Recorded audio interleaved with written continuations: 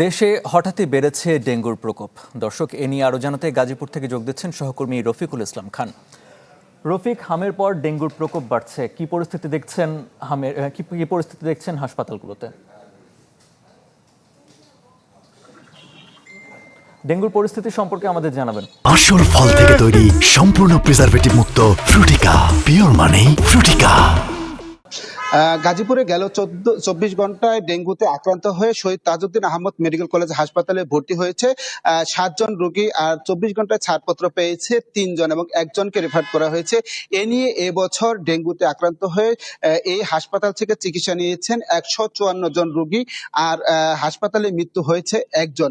যে তথ্যটি বলছিলাম, মূলত এই তথ্যটি হলো শহীদ তাজউদ্দিন আহমদ মেডিকেল কলেজ হাসপাতালের তথ্য। এই হাসপাতালে এতজন রোগী ভর্তি হয়েছেন এবং এর মধ্যে চিকিৎসা নিচ্ছে। তো যারা আসলে রোগী আক্রান্ত হচ্ছেন তারা কিন্তু অধিকাংশই গাজীপুর সিটি কর্পোরেশন এলাকার বাসিন্দা। তো আমরা রোগীদের সাথে কথা বলেছি, তারা যেটি বলছেন, যে সমস্ত রোগীরা আসলে আক্রান্ত হয়ে হাসপাতালে আসছেন তারা গাজীপুর মহানগরের বাসিন্দা এবং মহানগরের যে সমস্ত এলাকার আক্রান্ত রোগী আছে সেই সমস্ত এলাকাতে তারা দাবি করছেন যে ওই এলাকাতে পর্যাপ্ত পরিমাণে ডেঙ্গু নিধনের যে মশক নিধনের ঔষধ দেওয়ার কথা, সেই ঔষধ কিন্তু দিচ্ছে না।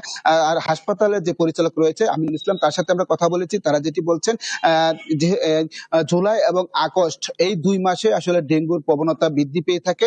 তো যেহেতু আজকে 7 জন রোগী ভর্তি হয়েছে এবং ধারণা করা হচ্ছে এখন থেকে কিন্তু ডেঙ্গু রোগীর সংখ্যা বাড়বে, এবং সেই রোগী সামাল দেওয়ার জন্য তাজউদ্দিন আহমদ মেডিকেল কলেজ হাসপাতালে আলাদা 2টি ডেঙ্গু ওয়ার্ড খোলা হয়েছে এবং যে সরকার নির্ধারিত যে সমস্ত চিকিৎসা স্বাস্থ্যসেবা যে চিকিৎসা নির্দেশনা দেওয়া হয়েছে সেই নির্দেশনা অনুযায়ী এই রোগীদের চিকিৎসা দেওয়া হচ্ছে বলে তিনি আমাদেরকে জানিয়েছেন। তো যে সমস্ত রোগীরা আসলে চিকিৎসা নিচ্ছেন, অনেকে চিকিৎসা নিয়ে বাড়ি ফিরে যাচ্ছেন, আবার 2-1জনকে কিন্তু রেফার করা হয়েছে। আজকেও কিন্তু আমরা যেটি দেখেছি, একজনকে রেফার করে ঢাকাতে প্রেরণ করা হয়েছে। তো এই হাসপাতাল থেকে এই ছিল এখন পর্যন্ত ডেঙ্গুর সর্বশেষ খবর।